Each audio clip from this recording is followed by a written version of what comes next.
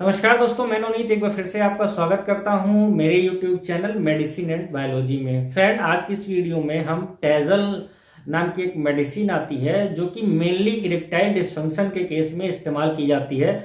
और ये जो टेजल नाम की मेडिसिन है ये डॉक्टरों द्वारा बहुत ज़्यादा प्रेस्क्राइब की जाती है। तो मेरे कुछ YouTube फ्रेंड्स ने इसकी पूरी जानकारी के लिए मुझसे बोला था। आज की इस वीडियो में हम टेजल मेडिसिन के बारे में पूरी डिटेल में बात करेंगे। इसको डॉक्टर जो है किस डोज में लिखते हैं, कितने दिनों तक लिखते हैं, कौन सी बीमारी में ये जो मेडिसिन है वो लिखी जाती है, क्या ये मेडिसिन औरतों के लिए भी बनाई गई है, इसका इस्तेमाल इरेक्टाइल डिस्फंक्शन के अलावा और कहाँ कहाँ पर किया जाता है, क्या इसका कोई साइड इफेक्ट है और किन लोगों को इस दवा का इस्तेमाल नहीं करना चाहिए। तो आज के इस वीडियो में हम इन्हीं सारी चीजों को लेकर डिटेल में बात करेंगे। और फ्रेंड, एक बार फिर से आपसे वही रिक्वेस्ट है, चैनल पर पहली बार आए हैं तो चैनल को सब्सक्राइब करना ना भूलें। मुझे पता है आपको मेरी ये वीडियो पसंद आती है, तो आप इसको अपने फ्रेंड के साथ भी शेयर कर सकते हैं। चलिए शुरू करते हैं।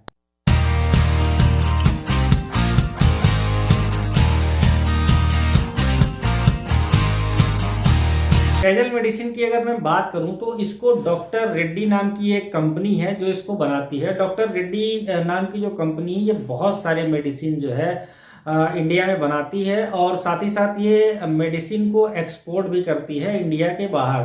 काफ़ी बड़ी कंपनी है, बहुत सारी मेडिसिन बनाती है। तो इसी कंपनी ने ये टेजल नाम की जो मेडिसिन है उसको बनाया है। अब ये जो टेजल नाम की मेडिसिन है बेसिकली ये 5 mg में आती है, 10 mg में आती है, 20 mg में आती है।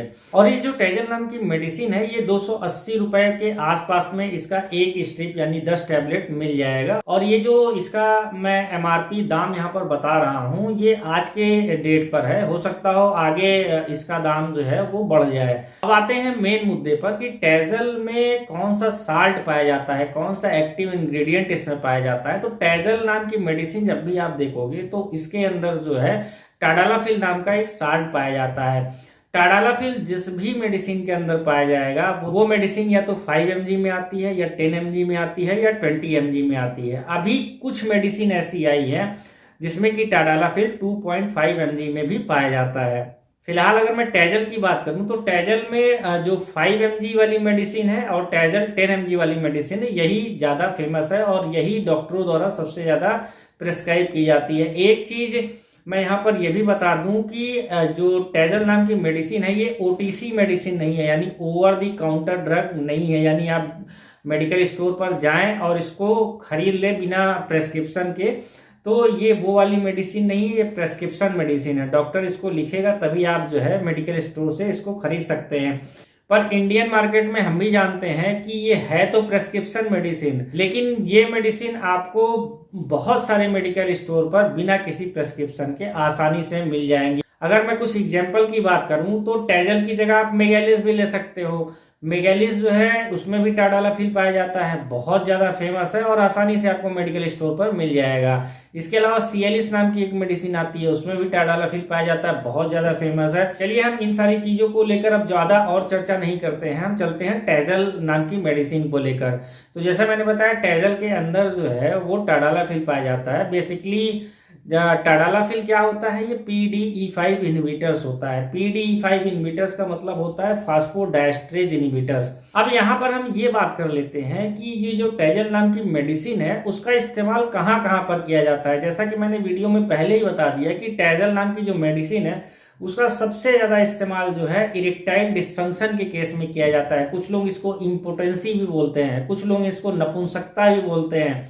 बहुत सारे जो नौजवान पुरुष है जिनको इरेक्टाइल डिस्फंक्शन की प्रॉब्लम है एक्चुअली में वो ये जानते ही नहीं कि इरेक्टाइल डिस्फंक्शन होता क्या है। तो ऐसे लोग जिनको इरेक्टाइल डिस्फंक्शन के बारे में पता नहीं है उनको मैं ये बता दूं कि बहुत सारे पुरुष ऐसे होते हैं जब वो सेक्सुअली अराउज्ड होते हैं, यानी जब वो उत्तेजित होते हैं, उस समय जो उनका पेनिस होता है, जो लिंग होता है, उसमें सही से तनाव नहीं आता, सही से कड़ापन नहीं आता, सही से उसमें फुलाव नहीं आता। ऐसे में जब वो अपने सेक्स पार्टनर के साथ में सेक्स करते हैं तो उसके पार्टनर को भी इंजॉयमेंट नहीं मिलती और उनको खुद को भी किसी भी तरह का इंजॉयमेंट नहीं मिलता। ऐसे में होता क्या है कि जो दोनों पार्टनर हैं वो सेटिस्फाई नहीं हो पाते हैं। इस तरह की किसी भी पुरुष को प्रॉब्लम है तो इस चीज को इरेक्टाइल डिस्फंक्शन या नपुंसकता बोलते हैं। कभी कभी ऐसा भी होता है कि कई सारे पुरुष जब सेक्सुअली अराउज्ड होते हैं, जब वो उत्तेजित होते हैं और अपने पार्टनर के साथ में सेक्स परफॉर्म करने जा रहे होते हैं, तो उस समय उनका जो पेनिस होता है, जो उनका लिंग होता है, उसमें अच्छा खासा कड़ापन आता है, तनाव आता है, फुलाव आता है, खड़ा होता है उनका पेनिस अच्छी तरीके से। लेकिन जैसे ही वो पुरुष अपना जो पेनिस है वो फीमेल पार्टनर की वजाइना में इंटर करते हैं, थोड़े ही सेकंड होते हैं, उनका जो पेनिस होता है उसमें इरेक्शन चला जाता है, उसमें तनाव चला जाता है, उसमें फुलाव कम हो जाता है, वो ढीला पड़ जाता है। तो इस चीज को भी इरेक्टाइल डिस्फंक्शन की कैटेगरी में रखा गया है। तो ऐसे पुरुषों को जिनको इरेक्टाइल डिस्फंक्शन की प्रॉब्लम है, डॉक्टर उनको टाडालाफिल या टैजल नाम की मेडिसिन को लिखते हैं। और 90 से 95% केसेस में जो टैजल नाम की मेडिसिन है वो इरेक्टाइल डिस्फंक्शन के केस में ही लिखी जाती है।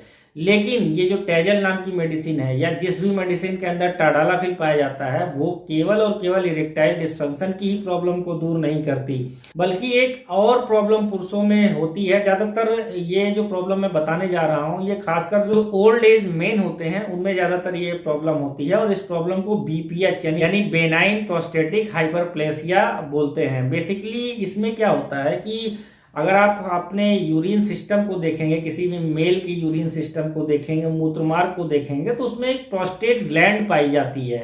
तो जनरली जब ओल्ड एज होती है या कभी कभी कुछ जो नौजवान पुरुष होते हैं उनमें भी जो प्रोस्टेट ग्लैंड होती है वो इनलार्ज हो जाती है, बड़ी हो जाती है अपने नॉर्मल साइज से। तो ऐसे में क्या होता है कि पुरुषों को फिर यूरिनेशन करने में, उनको पेशाब करने में जो है दिक्कत आती है, उनका पेशाब जो है सही से होता नहीं है। और अगर पेशाब किसी भी पुरुष का सही से नहीं होगा तो उनको और भी तरह के इन्फेक्शन होने के बहुत ज्यादा चांसेस होते हैं। तो जिन पुरुषों में प्रोस्टेट इनलार्जमेंट की भी प्रॉब्लम है वहां पर भी डॉक्टर जो है टाडालाफिल मेडिसिन का इस्तेमाल करते हैं। इसके अलावा एक बीमारी और है जिसको पीएएच यानी पल्मोनरी आर्टेरियल हाइपरटेंशन बोलते हैं। इस बीमारी में जनरली क्या होता है कि बीपी हाई होता है, तो उसको भी लो करने के लिए इस मेडिसिन का इस्तेमाल किया जाता है। अब बात कर लेते हैं ये जो 3 तरह की बीमारियां बताई हैं मैंने, उसमें ये दवा काम कैसे करती है। तो सबसे पहले हम इरेक्टाइल डिस्फंक्शन की बात कर लेते हैं, क्योंकि इस दवा का सबसे ज्यादा इस्तेमाल 90 से 95% इस्तेमाल इरेक्टाइल डिस्फंक्शन के केस में ही किया जाता है। अब इरेक्टाइल डिस्फंक्शन की डिटेल ऑलरेडी मैंने आपको बता दी। अब ये दवा काम कैसे करती है, तो जब भी कोई पुरुष इस दवा को लेगा तो लेने के आधे या 1 घंटे बाद पुरुषों की जो ब्लड वेसल्स होती हैं, जो शरीर की नसें होती हैं, वो डायलेट हो जाती हैं, चौड़ी हो जाती हैं। अब जब नसें डायलेट हो जाती हैं तो उसमें ब्लड का फ्लो बढ़ जाता है।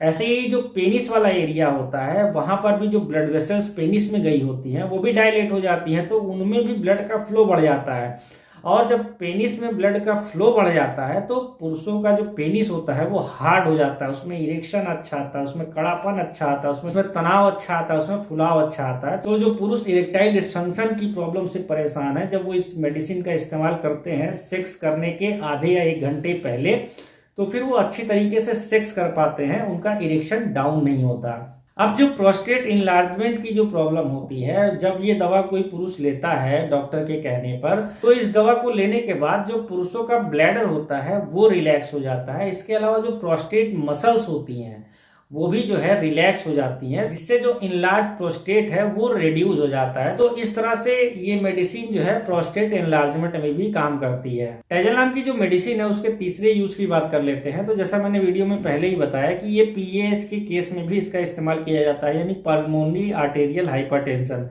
बेसिकली जब ये पीएएच की प्रॉब्लम किसी को होती है तो व्यक्ति का जो लंग्स होता है उसमें प्रेशर जो है वो बढ़ जाता है। तो जब भी व्यक्ति इस दवा का इस्तेमाल करता है तो जो लंग्स का जो प्रेशर होता है वो कम होता है, क्योंकि ये जो लंग्स में ब्लड वेसल्स गई होती है उसको डायलेट कर देता है, जिससे कि जो लंग्स का प्रेशर होता है वो रिलीज होता है और फिर हार्ट जो है उसको आसानी होती है, वो आसानी से पंप करता है ब्लड को बॉडी के और सारे पार्ट्स में।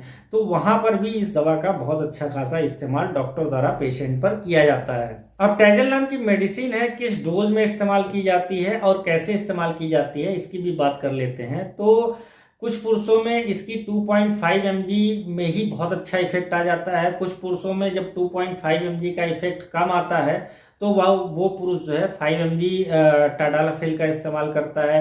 अगर जिन पुरुषों में 5 mg में भी काम नहीं चलता तो फिर वो जो है 10 mg या फिर 20 mg पे आते हैं। लेकिन अगर आप पहली बार इस्तेमाल कर रहे हैं तो आप ये ध्यान रखिए कि आप मिनिमम डोज और मिनिमम ड्यूरेशन तक ही जो है किसी भी मेडिसिन का इस्तेमाल करें।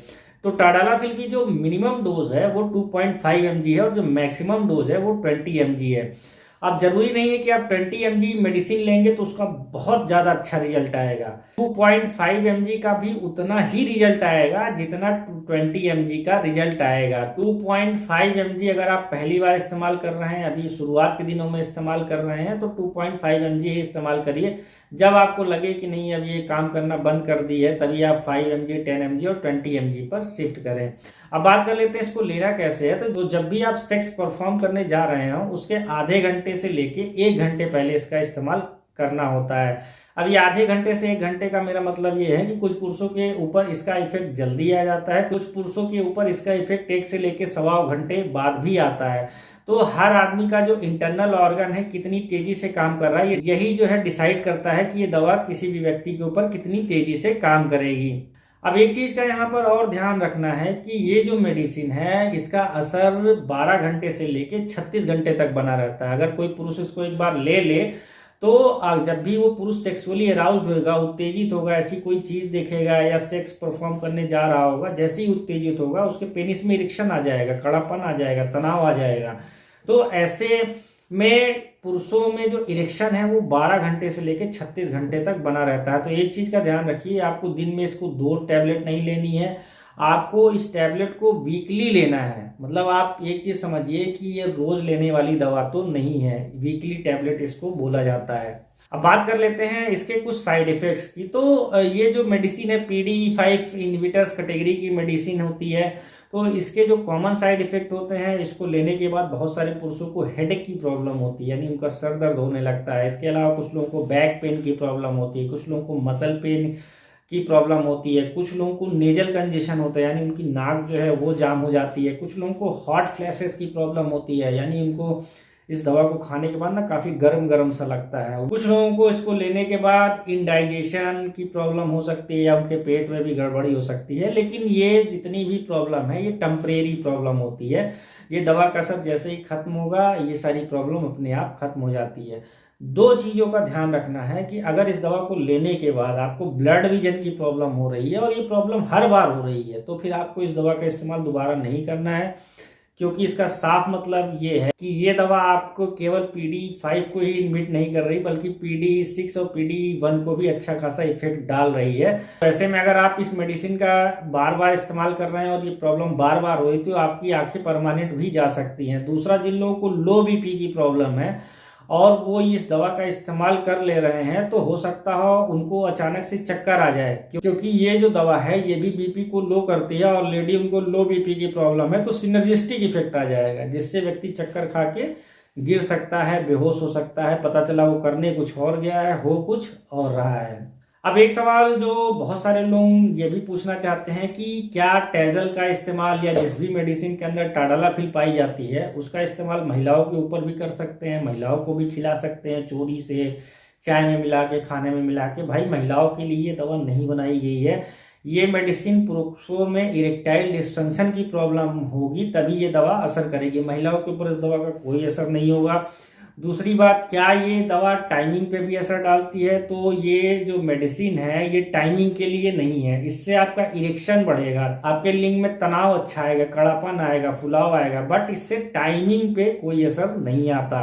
क्या इस मेडिसिन को अल्कोहल के साथ में इस्तेमाल कर सकते हैं? इस मेडिसिन को अल्कोहल के साथ में लेने से मना किया जाता है। इसलिए मना किया जाता है क्योंकि इस मेडिसिन को लेने के बाद BP जो है वो लो होता है, और कोई भी व्यक्ति जब वो अल्कोहल का इस्तेमाल करता है उस समय भी उसका BP जो है थोड़ा बहुत डाउन होता है। तो ऐसे में प्रॉब्लम हो सकती है वो उनको डिजीनेस यानी चक्कर आ जाए, वो गिर जाए। तो इस चीज को अवॉइड करने के लिए ये बोला जाता है कि आप अल्कोहल लेने के आधे 1 घंटे पहले या आधे 1 घंटे बाद इस मेडिसिन का इस्तेमाल कर लें। एक चीज का और ध्यान रखना है कि जिन पुरुषों को एंजाइना का कभी पेन हुआ है या उनको हार्ट से रिलेटेड प्रॉब्लम है, उन लोगों को बिना डॉक्टर की सलाह के इसका इस्तेमाल नहीं करना चाहिए। बहुत सारे पुरुष ऐसे हैं जिनको हार्ट की प्रॉब्लम्स होती है, उनको नाइट्रेट्स चलती है, या अल्फा ब्लॉकर वाली मेडिसिन चलती है, तो ऐसे पुरुष बिना डॉक्टर की सलाह के इसका इस्तेमाल ना करें। बहुत सारे मेल ऐसे होते हैं जिनको लीवर और किडनी की जो है लॉन्ग टर्म से दवाइयां चल रही होती हैं, तो वो भी पुरुष बिना डॉक्टर की सलाह के इस दवा का इस्तेमाल ना करें। अगर किसी पुरुष को रिसेंट में हार्ट अटैक आया है या स्ट्रोक की प्रॉब्लम हुई है, तो ऐसे जो मेल हैं वो भी बिना डॉक्टर की सलाह के इस मेडिसिन का इस्तेमाल ना करें। तो मेरे ख्याल से मैंने बहुत सारी चीजें कवर कर ली हैं अपनी इस वीडियो में, बट टेजल को लेकर कुछ और भी क्वेरी अगर आपके मन में चल रही हो तो आप मेरे कमेंट बॉक्स में कमेंट करके मुझसे पूछ सकते हैं। आपका बहुत बहुत धन्यवाद।